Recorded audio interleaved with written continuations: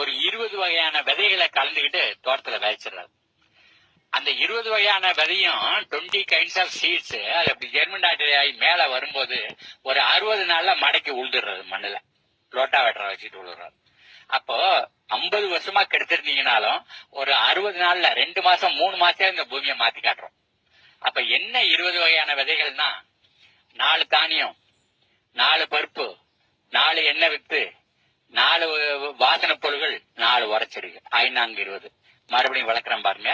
4 தானியம்னா சோளம், கம்பு, திணை, சாமை, கேழ்வரகு, இது ஏதோ ஒரு 4. அப்ப 4 பருப்புன்னா பாசிப்பயிறு, உளுந்து, தட்டைப்பயிறு, கொள்ளு, துவரை, அவரை, மொச்சை, இது ஒரு 4. 4 எண்ணெய் வித்துன்னா ஆமணுக்கு, நிலக்கடலை, எள்ளு, சூரியகாந்தி, சோயா மொச்சை, இது ஒரு 4.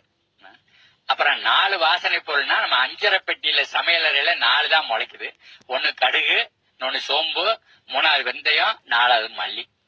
5 உரச்செடியில 4 தக்கப்பூண்டு, சணப்பு, அகத்தி, செம்ப, நரிப்பயிறு, பனிப்பயிறு, இது ஒரு 4. 5×20 விதைகள், ஏக்கருக்கு 20 to 25 கிலோ. அது என்ன பண்ணும், பொடி விதையெல்லாம் தனியா மிக்ஸ் பண்ணிக்கணும் மண்ணோட குப்பையோட. நடுத்தரமா இருக்கிறதெல்லாம் தனியா மிக்ஸ் பண்ணணும், பெருசாக்கெல்லாம் தனியா வைக்கணும். 3 ரவுண்டு அப்படி ஏக்கர்ல அப்படி வச்சுட்டு வந்தீங்கன்னு சொன்னாக்கா அது அப்படி ஒன்னொன்னு முளைச்சு வளர ஆரம்பிக்கும். அது கிட்டத்தட்ட பாதி செடி பூவுக்கு வர்ற நாள் தான் அந்த 60 நாள். அந்த 60 நாளை மடக்கி உழுதுட்டு ஒரு 10 நாள் காலி விட்டீங்கன்னா அது மக்கி அந்த நிலம் விதைப்புக்கு தயாராயிரும். அதுக்கப்புறம் எதனாலும் விதைக்கலாம்.